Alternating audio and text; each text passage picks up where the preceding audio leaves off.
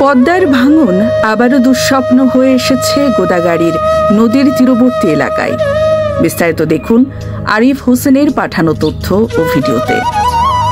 বছর না ঘুরতে আবারও তীব্র ভাঙন দেখা দিয়েছে গোদাগাড়ির চর আশারিয়া দহা ইউনিয়নের পদ্মা নদীর তীরবর্তী বিভিন্ন এলাকায়। যুগে যুগে পদ্মার ভাঙন নিঃস্ব করেছে শত সহস্র মানুষকে। অতীতের সেই দুর্বিষহ স্মৃতি যেন কঠিন বাস্তবতা হয়ে আবারও দরজায় কড়া নাড়ছে ভাঙন কবলিত মানুষের ঘরে। ফলে শিগগিরই কার্যকর পদক্ষেপ নেওয়ার পাশাপাশি দ্রুত স্থায়ী বাঁধ নির্মাণ প্রকল্পের কাজ করার তাগিদে জানাচ্ছেন ক্ষতিগ্রস্ত ও স্থানীয়রা। বৃষ্টি আর উজান থেকে নেমে আসা ঢলে হঠাৎই আগ্রাসী রূপে পদ্মায় স্রোতের সাথে পাল্লা দিয়ে বৃদ্ধি পাচ্ছে পানি। এতে বেড়েছে ভাঙনের তীব্রতা। আগে আশঙ্কা করেছিল নদী পাড়ের বাসিন্দারা, প্রত্যেক বছরের মতো এবারও গোদাগাড়ি উপজেলার পদ্মা তীরবর্তী এলাকায় দেখা দেবে তীব্র ভাঙন।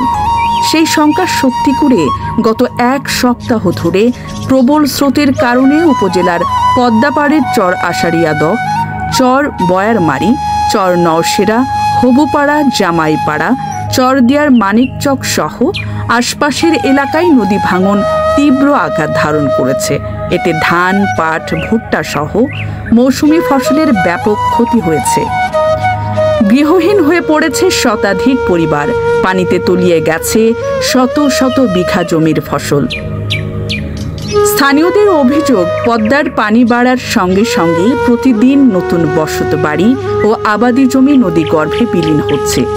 বিশেষ করে চর আশারিয়া দহ ইউনিয়নের ১ নম্বর ও ২ নম্বর ওয়ার্ড সবচেয়ে বেশি ক্ষতিগ্রস্ত হয়েছে।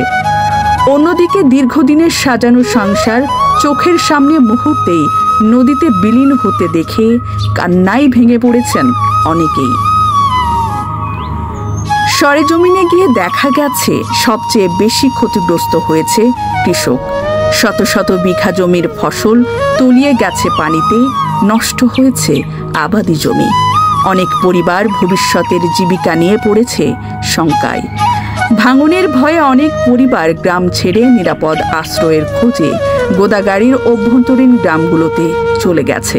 সেখানে তারা আত্মীয় স্বজনের বাড়ি বা অস্থায়ী আশ্রয়ে মানবেতর জীবনযাপন করছেন। প্রায় ১.৫ যুগ ধরে প্রতি বছর বন্যার পানি বৃদ্ধির সাথে সাথে ব্যাপক নদী ভাঙন শুরু হয়। এবারও তার ব্যতিক্রম হয়নি। তবুও এই জনপদ অঞ্চলে হয়নি এখনো স্থায়ী